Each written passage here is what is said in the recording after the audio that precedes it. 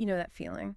When you're really digging into something, trying to get to the absolute core of it, like finding the perfect gift, maybe, or figuring out the real goal of a business plan, or just, cutting through all the noise on some issue. Yeah, it's so easy to get sidetracked. Totally. By all the surface stuff, right? We get caught up in the wrapping paper, the buzzwords, the quick wins, and sometimes we just completely miss the heart of the matter. It's a universal thing, I think. This drive to figure out what's actually substantial versus what's just, well, superficial. Exactly. And today, we're taking a deep dive into this ancient text that uses a really brilliant analogy to illustrate exactly that challenge. That's right. We're exploring a Buddhist discourse. It's called the Cūḷasāropamasuttaṃ. Which translates roughly as the shorter discourse on the simile of the Heartwood. Yeah, Heartwood. And it's basically a record of a conversation between the Buddha and a Brahmin, a guy named Pingalakoccha. And it's just a really powerful, practical guide for anyone really who's seeking genuine meaning or, lasting success, not just spiritually, but in pretty much any pursuit. Definitely. It feels surprisingly timeless. It does. It really transcends its original context. So our mission today is basically to unpack all that layered wisdom. We want to help you figure out how to spot the true Heartwood in whatever you're doing. Right, so you can focus your energy effectively and avoid getting stuck on those less valuable sort of surface level gains. Okay, so we've set the stage. Let's dive in. Let's do it. So the discourse kicks off in Savatthi at Jetavana. Pretty standard setting for the Buddha's teachings. Right, Anatha Peter's Park. And into this scene comes Pingalakoccha, the Brahmin we mentioned, and he approaches the Buddha with a really interesting question. Yeah, it's fascinating. He asks about these well-known, respected religious teachers of that era. He actually names them Purana Kassapa, Makali Gosala, Ajita Kisakambala, and a few others. And his question is pretty direct, isn't it? Very. He basically asks, do all these guys truly understand their own claims, their own teachings, or is it just some of them? Or maybe none of them actually get it. It's quite pointed. It is. And the Buddha's response here is, well, it's brilliant. He doesn't directly answer about the other teachers. He sort of pivots.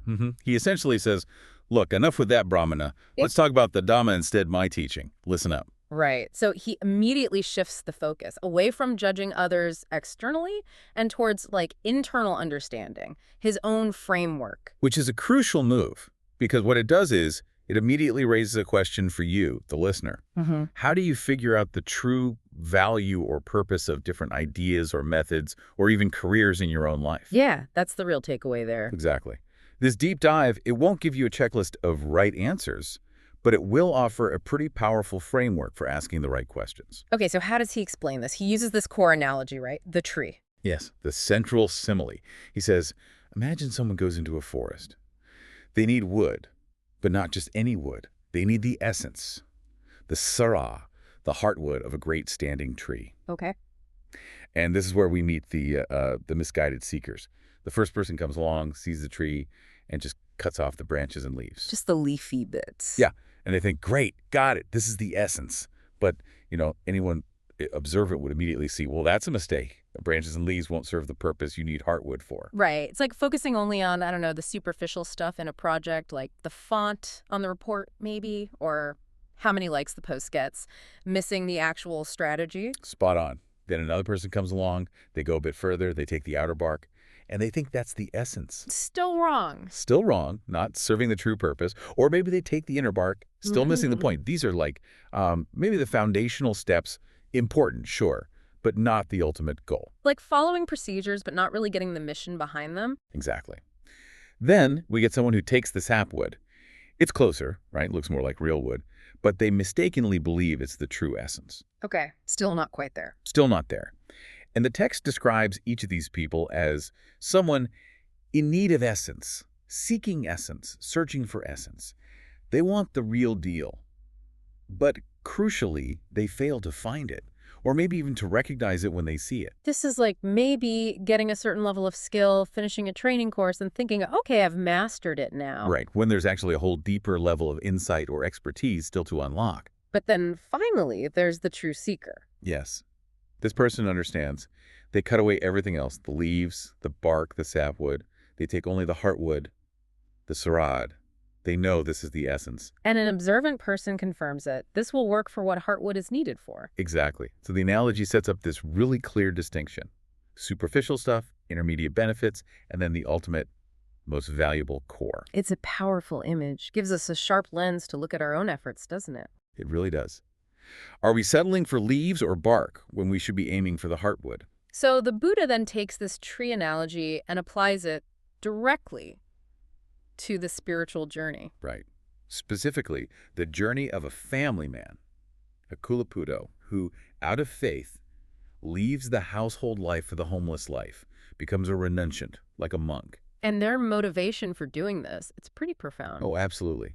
The text says they feel overwhelmed by birth, aging, death, sorrow, lamentation, pain, distress, and despair. They're seeking an end to this whole mass of suffering. That's a serious starting point. It is. That's their driving force. Their reason for seeking the ultimate heartwood, which in this context means true liberation. Okay. But just like finding the heartwood of the tree, there are pitfalls along this spiritual path too. Exactly. So some renunciants, they go forth and they attain gains, honor, and renown. Fame, respect, donations, that sort of thing. And this is like taking the branches and leaves, Yeah. the superficial stuff. Got it. And the trap. The trap is, they get pleased with this. They feel their purpose is fulfilled. They start praising themselves. Wow, look at me, I'm so gainful and renowned. And crucially, they start looking down on others. These other monks, they're unknown, powerless. Uh-oh. Yeah, and the consequence. They stop striving. They don't push for higher, more refined states of mind. They become, in the text's words, lazy and lax. Cūḷasāropamasuttaṃ kahoti sateliko. They mistake the public recognition for the actual goal. Precisely. Right. Think of maybe a startup that gets a ton of early buzz, Yeah. great press, Yeah. and then just kind of coasts, loses the drive to actually innovate or deliver real long-term value because they're happy with just the reputation. Oh, that's a perfect modern parallel. Okay, so that's the leaves. What about the bark? So, another renunciate. They manage not to get puffed up by just gains and honor. They go further and achieve perfection of morality. Cūḷasāropamasuttaṃ. Which sounds pretty good. It is good. It's vital. Like the outer bark is vital to the tree. But again, there's a trap. Let me guess. They get pleased, think they've made it. You got it. Pleased, purpose fulfilled, praise themselves. I am so moral, my conduct is impeccable. And then disparage others. Those other monks are immoral. Their conduct is terrible. And the consequence is the same. Exactly the same. They stop striving for higher states, become lazy and lax. They've nailed the rules, perhaps, but maybe missed the deeper spirit or purpose behind them. Okay, I see the pattern emerging. What's next? Inner bark. Inner bark, yes. So another renunciant moves past gains and morality as the final goal. They achieve perfection of concentration, samadhi sampadē, deep focus, mental stillness. That sounds even better. Very advanced. Extremely valuable state. But the trap is still there. Don't tell me. Yep. They get pleased, feel fulfilled, praise themselves. My mind is so concentrated, so one-pointed. And look down on others. Those other monks are unconcentrated. Their minds are all over the place. Lazy and lax again. Lazy and lax again. They stop striving for what lies beyond concentration. They have this incredible mental tool, this discipline, but they stop short of using it for the deepest liberating insight. Yeah. Wow. Okay, so there must be sapwood too. There is. The fourth stage mentioned here. Moving beyond games, morality, and concentration, a renunciant achieves knowledge and vision, yadasana. This implies a certain level of insight, seeing things more clearly. Okay, this must be it, right? Knowledge and vision. You'd think so. Let's It see. sounds like a culmination, but incredibly, the trap persists. This is like taking the sapwood. How can that be a trap? Same way. They become pleased, feel their purpose is fulfilled, they praise themselves, I dwell knowing and seeing reality clearly, and disparage others. Those other monks, poor things, they dwell unknowing and unseeing. No. Yes. And here's where it gets, really crucial. The consequence is they don't generate the desire or exert the effort for states that are even higher than knowledge and vision. They become Lazy and lax. lazy and lax. Cūḷasāropamasuttaṃ kahoti sateliko. Again. So notice the pattern here. It's quite stark. The danger isn't the attainment itself gains, morality, concentration, knowledge. These are all good things, progressive steps. Absolutely. They're necessary rungs on the ladder. But the danger is the attachment to them, the conceit, the self-satisfaction that arises. That's what stops progress dead in its tracks. Exactly. Which raises that important question again for all of us. How often do you stop short in your own goals? Maybe you hit a significant milestone, an intermediate achievement, and mistake that for the ultimate success. It's easy to do. So who is the true seeker then? The one who actually gets the heartwood? Right. So the Buddha describes this person. They achieve knowledge and vision, yachara, just like the previous person. But, and this is the key difference, they're not pleased or fulfilled by it alone. They do not praise themselves or disparage others because of it. That's a shift. Humility, maybe, or just seeing it as another step. Seeing it as a step, not the final destination. They do generate desire, chanda, and exert effort, vayama, for states that are even higher, even more refined than just knowledge and vision. They're described as diligent, anolena-vutiko kahotia sathiliko, not lazy, not lax. Okay, so what are these higher states? What lies beyond knowledge and vision in this framework? This is where the path gets really deep. It progresses through what are often called the hina states of profound meditative absorption. Right, I've heard of those. There are 4 main ones described, each one deeper and more subtle than the last. They involve shedding layers of mental activity, moving from applied thought to just pleasure and rapture born of concentration, then to pure equanimity and mindful clarity. Deeper and deeper stillness and focus. Exactly. And beyond the 4 jhanas, there are the formless attainments, the irupayatanas, focusing on concepts like infinite space, infinite consciousness, nothingness, and finally, a state so subtle, it's called neither perception nor non-perception. Wow. That's very abstract. It represents an incredible refinement of consciousness. But even that isn't the absolute end. What could possibly be beyond that? The ultimate attainment described here is the cessation of perception and feeling, transcending even that subtle formless state. And in that space, or having passed through it, one sees reality with perfect wisdom, panyayodhisva.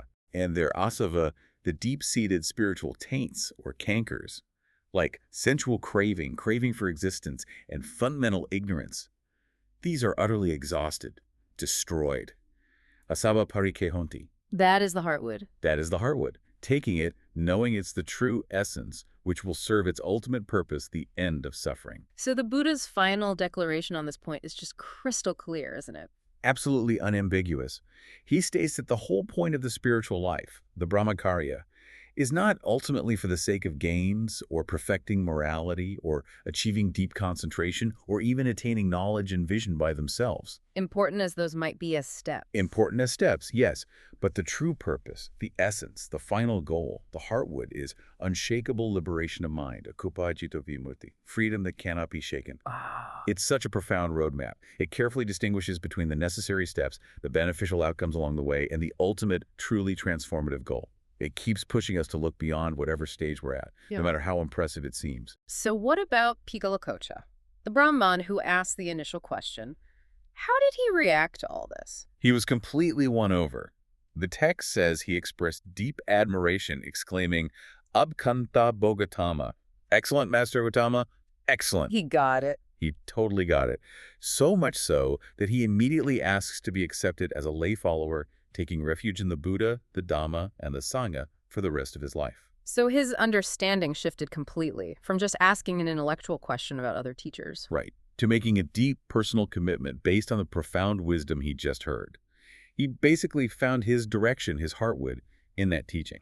Okay, so wrapping this up, this deep dive, it's really shown us that genuine purpose, the real deal, lies beyond just the superficial wins, right? Yeah, and beyond even intermediate achievements or advanced understanding, if those become ends in themselves, if we get stuck there. The heartwood is that ultimate unshakable freedom or fulfillment, whatever that means in your context. And it's achieved through continuous striving, pushing beyond even impressive milestones. So think about your own life, your own pursuits, career, personal growth, relationships, whatever it is. Ask yourself, are you sometimes caught up in chasing the branches and leaves?